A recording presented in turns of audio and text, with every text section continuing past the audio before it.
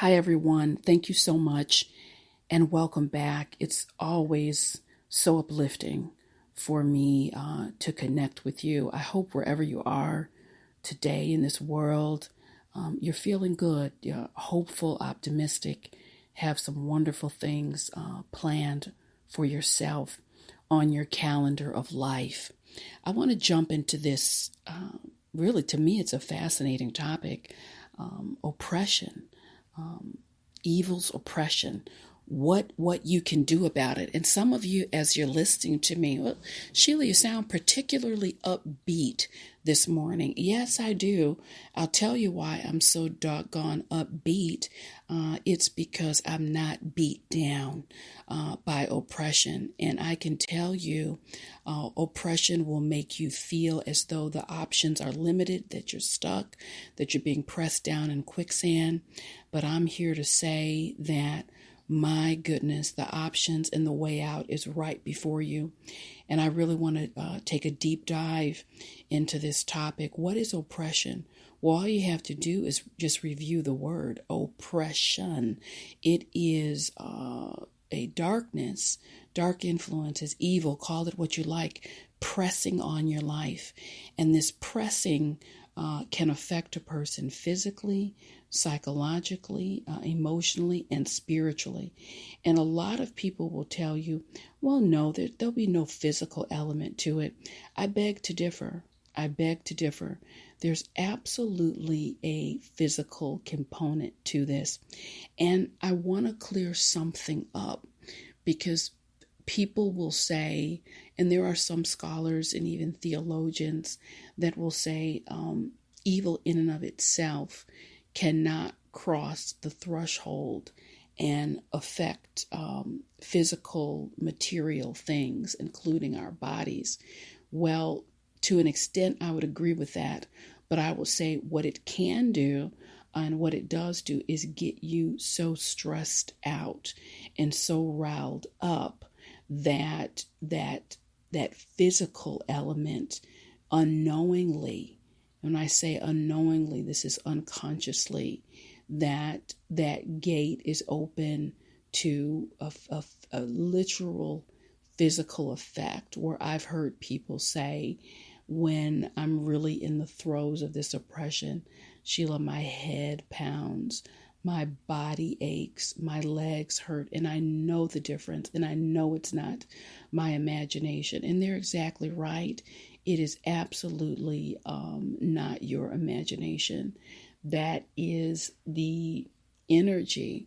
That is the physical manifestation of that energy. And as I've said in many of my programs, that this energy cannot dance around or prance around or play with anyone who is not open and willing. And Sheila, but I've never been open and willing. You don't have to consciously open the door.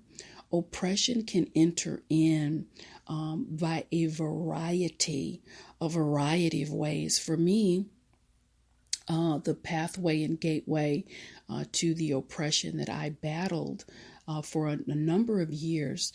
And had I known this information, it wouldn't have, just wouldn't have stayed with me.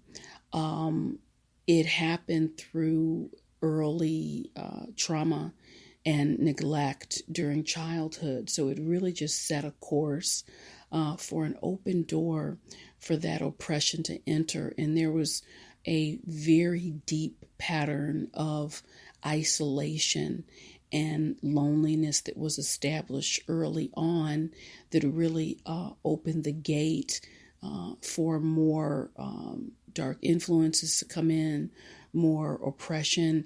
And I have to be perfectly candid. I was too young. I was not in the know. And then as I was coming of age, the energy had taken such a hold that I was almost walking in something of a blinded fog. It was almost like a comatose state, kind of going through the motions, but completely disconnected from the vitality of life. So when I tell you I get it, I really do. And I'm convinced as I move along through my evolution of life, I believe that the hand of God was walking with me through that time, and it was part of a very vital experience, so that when people would come to me and I'm sharing, I can share from a place of compassion and not judgment. I don't judge because I've seen too much at this point. I've experienced too much. So I just bring it to you straight from my heart, from my experience, from my research and the data gathered. I was sitting with a woman some time ago, and she said, Sheila, I just don't share it with too many folks because I don't want them to think I'm crazy. But I really, this energy will come in. My senses are dulled. I feel very disconnected from myself, from life. And it's an overwhelming feeling of wanting to just go under a rock. I want to hide under a rock just for relief. But the spark in me, there's a spark in me that wants to play and wants to be happy. But I feel so beat down and pressed down upon. It's not pleasant, and it's heavy. It's like walking with a very the thickest blanket ever in summer, and you just want to take it off of you and run on the beach. So folks, I understand it. And what I want to do is give you the playbook. Okay. There is always a guide, a handbook, a guide that we can use to just walk us straight into the liberation. And so when we're talking about oppression, step one, I'll give you a 3-step process. Step 1 is to realize that oppression in and of itself, it's an aberration. It's an aberration. And what does that mean? It is an insert, if you will. It's a distortion of your life. It's a distortion of evil. It was never meant to be and is not meant to be. But we're living in these worlds. We're living in a physical existence. So literally on the earth plane, everything is here. That's what you have to understand. Everything is here, the good, bad, the ugly, everything in between. So we do have to learn how to deal with these energies. And so the first step is to realize that it's an aberration, meaning it is not intended for your life. It was never intended for your life. But what God can do and does do with these dark influences is literally morph them into a weapon, if you will. It's a tool, and just used to bring you closer to your divinity. Because the thicker the blanket, the heavier the weight, the greater the liberation is experienced when you toss that blanket off. So I just want you to understand that what you're dealing with here is pure energy. And as you get stronger, you learn how to push that energy off of you, how to deal with that energy. And you will find that you're able to really more and more liberate yourself quite easily when you join forces with the hand of God. So that step 1 is realizing it's an aberration. It was never intended for your life. Because if you don't realize it's not intended for your life, you will go further into that energy. And step 2 is so vital. Step 2 is so vital because it clearly takes you out of that energy. And what is step number 2? Step 2 is every single day, throughout the day, you bind the energy. Just mentally, you can say your prayers. I bind this energy, and you separate yourself from that energy through daily renewal. You do that through prayers. You do that through affirmations, making a simple commitment to be kind, loving, rational. Kind, loving, rational. I say rational because if you're irrational, your emotions get kicked up. You can't think clearly. That creates another gateway for oppression. So it's really being calm and rational is very important for your life, because you don't want to get those energies too whipped up. Trust me, it's not good for you at all. And I want to say a little bit more about separating yourself from this these dark influences. Let me tell you why that's so important. Because I've sat with hundreds, thousands of men, women, youth, and they'll talk to me about these dark feelings they have toward themselves. I'm a bad person. I'm no good. I'm not loving. I'm not kind. And I'll stop them and I'll say, do you really believe that about yourself? And inevitably they will say, I don't want to, but it's just a pervasive, these are pervasive notions that just press on me. And that's when I know, that's my flag. This is oppression in and of itself and programming by the dark influences. And it must blissfully, like if you go to an ice cream shop in the summer and they have that swirl ice cream, the chocolate and vanilla all swirled together. And when you start eating it, it blends in, and you don't know where the vanilla is and where the chocolate begins because it all becomes one. Understand what I'm saying. That is the height of bliss for any of these dark influences, when they perfectly blend and merge so deliciously and delightfully with you and your energy that you don't know where you end or begin and where this degradation starts. This is why it's so important. Bind and separate.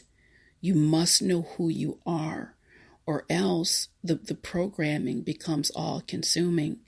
I firmly believe, and I've said this in other programs, you hear about these suicides, whether it's a celebrity or whether, just an everyday person. We're all God's children. We're the same in the eyes of God. And you'll hear say, what happened? What happened? I'm completely convinced. I'm thoroughly convinced. Unfortunately, the people are no longer around. I can't be with them and have an interview and get more information, but I'm thoroughly convinced that if we could, they would tell you. I was pressed upon ruminations. I started hearing things. I lost faith and confidence in myself, and it was a downhill spiral. I'm convinced they would tell you that they just became completely consumed. And this is why I can't stress enough. Bind and separate. Bind and separate yourself throughout the day with declarations, affirmations, prayer, goodness.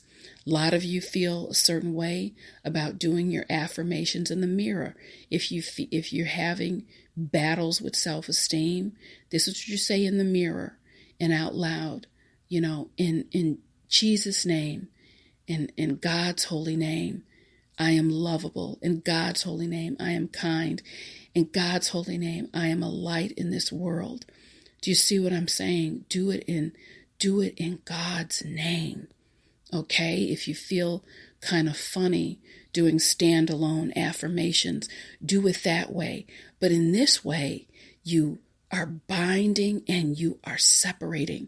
You are separating yourself from that foul influence and that foul energy. And I'll tell you, it works if you work it, folks. And then number three is so simple because all you do consistently is repeat steps 1 and 2. Number 1 is understand it's an aberration. It doesn't come from you. It's a lie. Oftentimes when this energy will try to penetrate my walls of protection, which is the light of Christ, I will just out loud, I can be driving or in my kitchen cooking and say, and you're a lie. You're a lie in Jesus' name, and just continue on with what I'm doing. And that's really the stance. This is nothing passive that we do, like, going into the meadows and fields, which is lovely, picking our lilies and daisies. I like to do that too. But this is very plugged in work. It can be light work. It can be enjoyable work. It's how you want to position it, but you want to make it clear. You want to have that clarity for yourself, clarity in the world, because when it's clear where you stand, there's no mixing or blending with dark influences. I'm separate from that. I stand alone. I stand in the power of faith.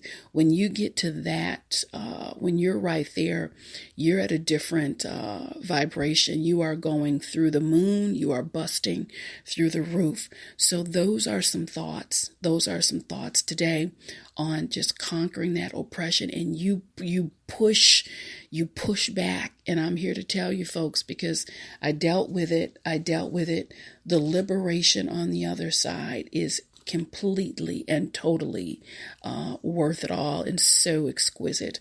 Thank you so much. This has been Inspirational Shorts with Sheila. I'll connect with you soon.